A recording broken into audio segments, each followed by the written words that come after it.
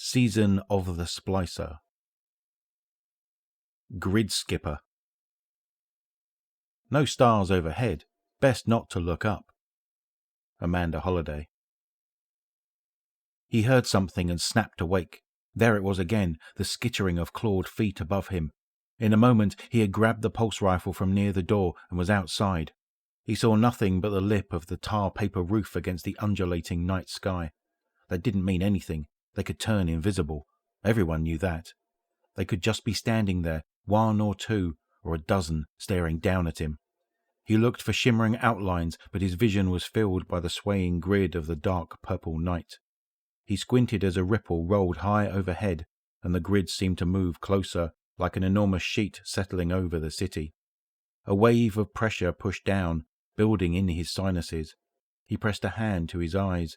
A deep thrum filled his head, and he heard their claws on the walls all around him, their hissing laughter. He turned toward the street, weapon raised. He felt his heart thudding in his chest and sweat beading on his back.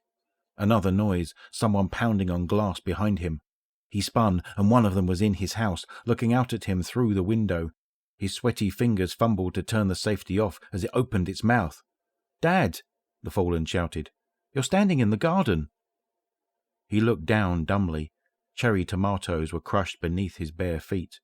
His son yelled again, no longer a fallen, merely irritated and half asleep. "Come back inside!" Hands shaking, he stepped out of the garden.